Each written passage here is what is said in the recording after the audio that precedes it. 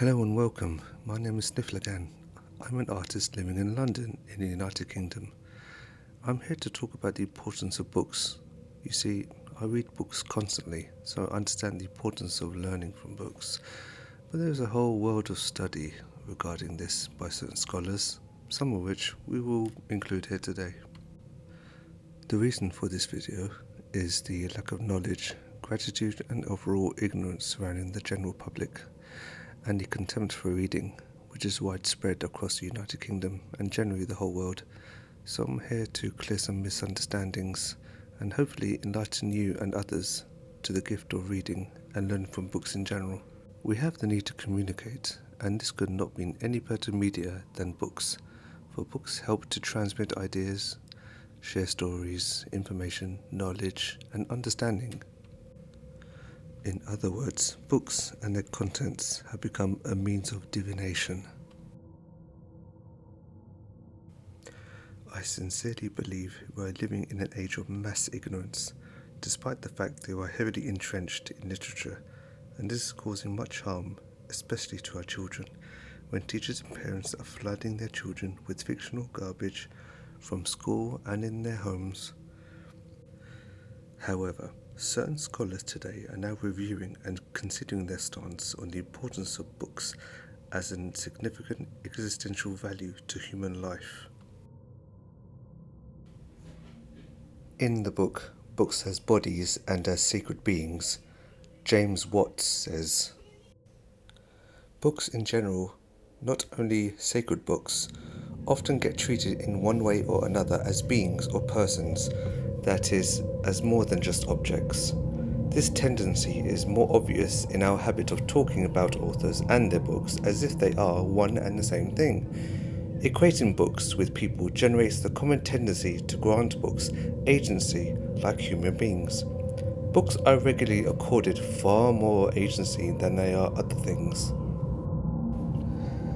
Human beings, especially individual human beings, are embroiled in a special relationship with books that seems quite curious and peculiar, but yet is very common in society and the whole global community in general. We do take for granted that we learn people's personalities from books, we learn history from books, we learn behavior from books, we know knowledge from books, we learn information from books. In essence, the existential status becomes a book-person blend, a kind of cognitive mimesis. Again, in Books as Bodies and as Sacred Beings, James Watts says, because a book's contents appear in different physical copies of that book, its ideas can survive the destruction of their physical container. Through recopying and reprinting, many books continue to exist through multiple reincarnations, which may well take different physical forms as scrolls and codices, and now as digital texts. It is also described as an afterlife for authors. Thirdly, encountering books themselves. This encountering with the book that mediates a transcendent experience does so through an encounter with its material form. Reading a book allows one to delve into a new world, a new kind of thinking, a new story, an escapist paradise, because reading a novel can create an out-of-body experience, and discussing the meaning of that novel reifies its contents as an immaterial text separate from both the book that contains it and the human body that reads it. The social influence of immaterial texts and their more or less authoritative interpreters. Books thus reinforce beliefs in the real existence of immaterial ideas apart from their material containers. Books and their contents exude an intangible influence, and we peruse this influence by examining the semantic and linguistic elements that make up the contextual circumstances within the book. In one paragraph, Watts alludes to the paradigm of text world theory, where reading necessarily involves bringing text to life as mental and spoken language. The prevalence of reading makes this experience of resurrection and reincarnation part of routine everyday life. Writers hope for their work to be resurrected in this way, to have other people reincarnate their ideas in their own minds and words.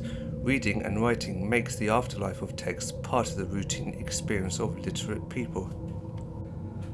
Books look and function just like regular human beings because they are not only impressed by human language, but they impress human beings with various ways to preserve and reinterpret their language in various circumstances. A book can function like an image or an icon. Indeed, it is an image and an icon. That is the case not only because the books take a typical and in some cases distinctive visual and material form. The appearance of a book therefore offers the possibility of a theophanic encounter with transcendence. In conclusion, we equate books with human bodies and divine beings because we think of them as containers of ideas. Since it is obvious that those ideas can spread from any one material book to find their way both into other books and into human minds, we grant books with agency, like people and gods. Our experiences with books mirror our hopes for immaterial existence, for resurrection and reincarnation in other bodies, and for theophanic experiences of transcendence.